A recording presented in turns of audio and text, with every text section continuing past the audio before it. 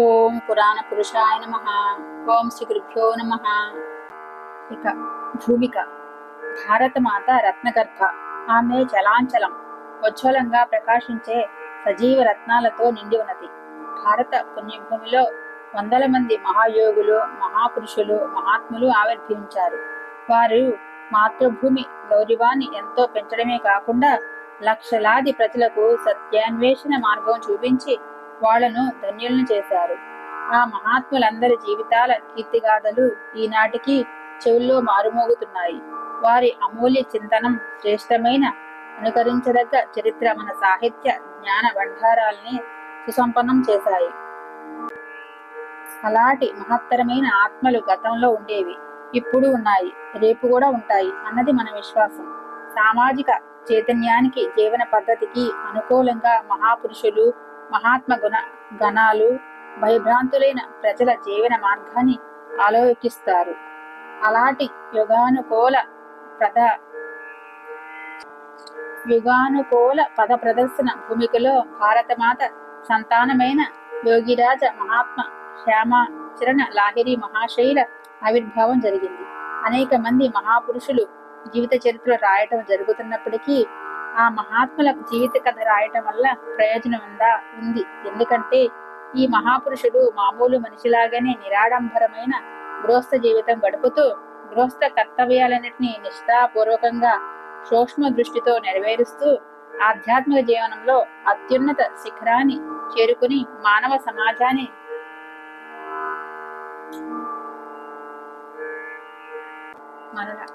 ఆధ్యాత్మిక జీవనంలో అత్యున్నత శిఖరాన్ని చేరుకుని మానవ సమాజానికి ఎదురుగా ఒక ఉజ్వల ఆదర్శంగా నిలిచారు. ఈ మహాపురుషులకు సమాజం ఎంతో రుణపడి ఉంది, ఎంతో కృతజ్ఞమై ఉంది. ఇంతకు ముందు చాలా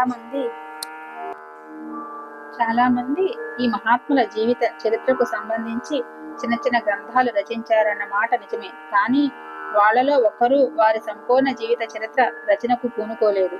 దీన్ని దృష్టిలో ఉంచుకుని ఈ మహాగృహస్థ యోగి ఉత్తమ పౌత్రుడైన పూజ్యపాద శ్రీ సత్య చరణ లాహిరి మహాశైల ఆదేశానుసారంగా ఈ మహాపురుషుల జీవిత చరిత్రను లిపిబద్ధం చేసే సాహసానికి పూనుకున్నాను. కానీ ఈ జీవిత చరిత్రలో అన్ని వాస్తవ తత్వాలు మాత్రమే చోటు చేసుకోవాలని ఆయన నన్ను పదే పదే హెచ్చరిస్తూ వచ్చారు. పద్యాల్లో కానీ తత్వాల్లో కానీ ఏది తప్పు రాకూడదని, రచయిత కల్పించిన నిరాధార విషయాలేవి చొరబడకూడదని ఆయన అభిప్రాయం. వెనక విలువడ్డ గ్రంథాల్లో అటువంటివి కొన్ని రాయటం జరిగింది. అనేక మంది జ్ఞానులు, గుణసంపన్నులు, క్రియావంతులు పూజ్యపాద శ్రీ సత్యచరణ లాహిరి మహాశైలను తమ జీవితకాలంలో యోగిరాజ శ్యామాచరణ జీవిత చరిత్ర ఒకటి సంపూర్ణంగానూ యథార్థ విషయాలతోనూ రచించమని కోరుతూ వస్తున్నారు. అలాంటి గ్రంథం లేకపోయినట్లయితే కొన్ని వాస్తవ విషయాలు లోపించి పోగలవన్నారు. కానీ ఆయన వృద్ధాప్యం వల్ల, సమయం చిక్కనందువల్ల ఈ పని నెరవేరలేదు. అందువల్ల తమకు పుత్ర తుల్యుడైన ఈ రచయితను ఆ పని చేయమని ఆయన ఆదేశించారు. ఆ మహాయోగి జీవిత చరిత్ర రాయడం నా వల్ల అవుతుందా అని నేను ఆయనతో అన్నాను. పొట్టివాడు చంద్రుని అందుకోవడం లాంటిది. చిన్న గట్టి దుబ్బ విశాలమైన మర్రి చెట్టు ఎత్తును కొలవలేనట్టే ఆ మహాయోగుల సరైన ప్రామాణికమైన జీవిత చరిత్ర రాయటం నా వల్ల అయ్యేదేనా అనిపించింది. పూజ్యపాద శ్రీ సత్యచరణ లాహిరి మహాశైలు నాకు అభయమిస్తూ అద్భుతమైన మాట ఒకటి అన్నారు. మీరు ఎందుకు ఆలోచిస్తున్నారు? పని మొదలుపెట్టండి. ఆ పైన ఇది ఎవరి జీవిత చరిత్రో ఆయనే రాసుకుంటారు. నేను రాస్తున్నాను అన్న భావన విడిచిపెడితేనే ఆయన పని ఆయన స్వయంగా చేసుకుంటారు. ఇందువల్లే ఆయన అభయవాణి గుర్తుకు వచ్చి మనోబలం దృఢమైంది. ఆ మహాయోగి శ్రీ చరణం కమలాల మీది విశ్వాసంతో పనిలో మునిగిపోయాను. శ్రీకృష్ణుడి కృప వల్ల కుంటివాడు కూడా ఎత్తైన పర్వతాన్ని ఎలా దాటగలుగుతాడో అలాగే ఈ మహాయోగుల కృప వల్ల ఆయన జీవిత గాథనే చర్చించడానికి సాహసం కలిగింది. అప్పుడప్పుడు కలం చేతబట్టి కూర్చుంటాను. ఏమీ రాయలేకపోతాను. కానీ ఆయన్ని స్మరణ చేయటంతోనే కలం ముందుకు సాగుతుంది. ఈ విధంగా అనేక రోజులు నెలలో దాటి 14 నెలలు గడిచిపోయాయి. ఎవరైనా రాజనీతివేత్త, సమాజ శాస్త్రజ్ఞుడు, కవి, రచయిత వంటి మహా వ్యక్తుల జీవిత చిత్ర రాయాలని ఆశించడం సహజం. ఎందుకంటే వాళ్ళ జీవితాల్లో తరచుగా బయటికి వెల్లడయ్యే కార్యకలాపాలు ఎక్కువగా పరిచయం అవుతుంటాయి.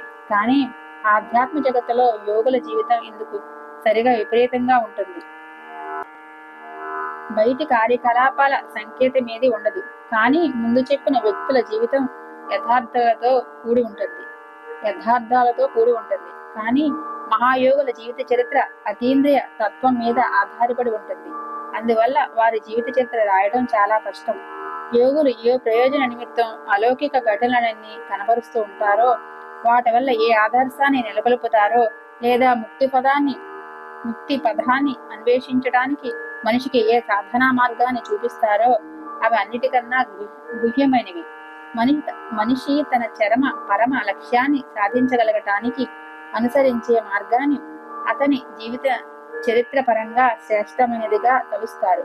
ఎందుకంటే అతని భౌతికమైన ఉనికి లేకపోయినప్పుడు కూడా అతని ద్వారా నెలకొన్న ఆదర్శం లేక సాధనా మార్గం అనేక శతాబ్దుల వరకు అనుసరణీయంగానే ఉంటుంది.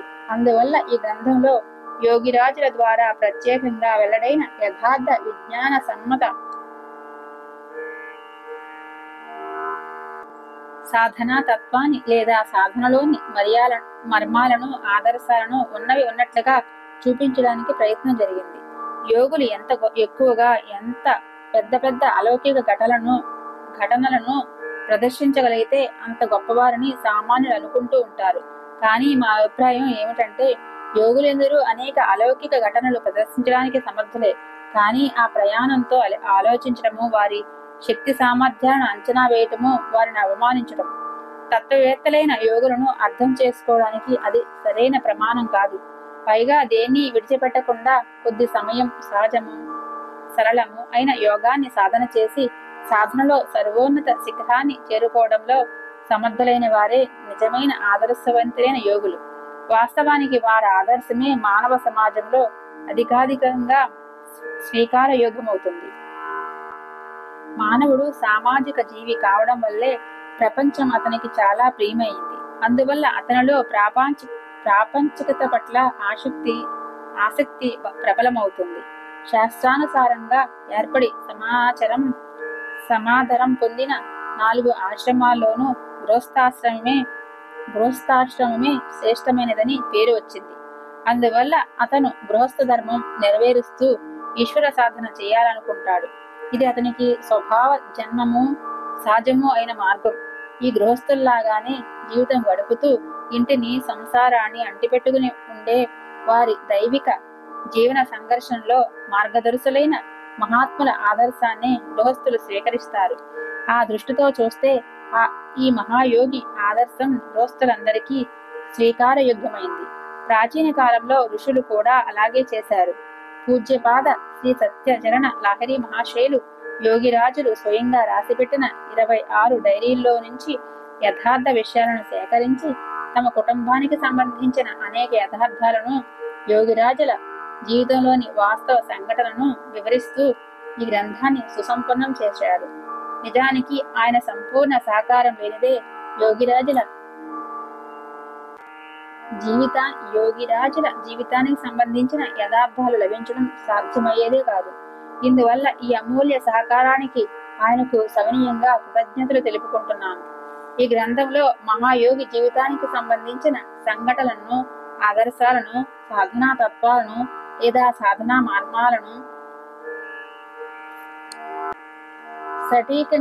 సటీకంగాను సరైన రీతిలోనూ వివరించడానికి సుమారు 100 ఏళ్ల కిందట యోగిరాజులు చేసిన శాస్త్ర గ్రంథ వాక్యాలన్నిటినీ సేకరించి వారు స్వహస్తంతో రాసిపెట్టిన 26 డైరీలను ప్రత్యేకంగా నిశితంగా పరిశీలించి వాటిని సక్రమంగా సంకలనం చేసే కృషి జరిగింది. ఈ గ్రంథానికి ఆ సామాగ్రి మూలాధారం. ఇంతేకాకుండా యోగిరాజులు తమ భక్తులతో జరిపిన ప్రత్యుత్తరాల్లోంచి అనేక చెదురు మదురు సంఘటనలను, ఉపదేశాలను, సాధనా తత్వాలను సేకరించి విలువైన సామాగ్రిని ఉపయోగించడం అయింది. దాంతోపాటు యోగిరాజుల మనుమలైన పూజ్యపాదులు శ్రీ సత్యచరణ లాహిరి మహాశయుల ద్వారా లభించిన కుటుంబ చరిత్రను, ఆదర్శాలను ఈ గ్రంథంలో పొందుపరచడమైంది. ఈ కృషిలో నాకు మార్గనిర్దేశకులైన వారందరికీ, దుర్లభమైన పాత ఉత్తరాలు నాకు ఇచ్చి వాటిని ప్రచురించడానికి అనుమతించిన వారందరికీ నా కృతజ్ఞతలు తెలుపుకుంటున్నాను. డాక్టర్ శివనారాయణ ఘోషాల్ శాస్త్రి, శ్రీ సుబోధ చంద్ర ముఖ్యోపాధ్యాయ, శ్రీ ప్రవీర కుమార దత్త, శ్రీ అశోక్ కుమార్ సేన్ మొదలైన మహానుభావులందరికీ నా కృతజ్ఞతలు. వీరందరూ ఈ గ్రంథం కోసం వివిధ రీతులుగా సహకారం అందించారు. ఈ సహృదయ సహకారులందరికీ, భక్తులకు లౌకికంగాను పారమార్థికంగాను కూడా శుభం చేకూర్చమని మహాయోగి శ్రీ చరణాలకు ఇదే నా ప్రార్థన. యోగిరాజుల డైరీలోంచి, వివిధ ఉత్తరాల్లోంచి తీసుకున్న సామాగ్రిని, సూక్తులను ఉన్నవి ఉన్నట్లుగా పొందుపరచడమైంది. వాటిలో ఎలాంటి పరిష్కరణ, పరివర్తన చేయకుండా ఉద్ధరణ చిహ్నాలలో వాలుడు అక్షరాల్లో ముద్రించాం. వారి మాటల మహత్వం సరిగా రూఢి కావాలని, భవిష్యత్తులో ఎలాంటి వికృతులు జరగకూడదని దాని ఉద్దేశం. మహాయోగులు ప్రత్యక్షంగా చెప్పిన విషయాలు భావి సాధకులకు లభించడం చాలా కష్టమని మనకు తెలుస్తుంది. కాలాంతరంలో తరచుగా వికృత రూపాలు ధరిస్తూ ఉండటమే దానికి కారణం. ఈ శ్రమ భక్త సాధకులకు ఉపయోగపడుతుందని నా ఆశ. ప్రసంగవశాత్తు ఈ గ్రంథంలో వివిధ శాస్త్రాల నుంచి ఉదహరించిన శ్లోకాలు, మంత్రాలు, వాటి వ్యాఖ్యలు సమస్తము యోగిరాజులు చేసిన వ్యాఖ్యల్లోంచే లేదా వారి సైద్ధాంతిక ఆదర్శాలను అనుసరించి ఇవ్వడం జరిగింది. ఇంతేకాక అప్పుడప్పుడు చాలా అంశాలు పదే పదే పునరావృతమవుతూ వచ్చాయి. ఈ పునరుక్తి పరిహరించడం సాధ్యం కాకపోయింది. ఎందువల్లనంటే మహాయోగుల అనుభూతి, సాధనల మర్మాలను వెల్లడించడానికి మరో ఉపాయం లేకపోయింది. ఇందుకు పాఠకులు క్షమిస్తారని ఆశిస్తున్నాను. గురు కృపాహి కేవలం అని వాచస్పతి అశోక్ కుమార్ చటోపాధ్యాయ భూమిక. ఓం శ్రీ గురుభ్యో నమః.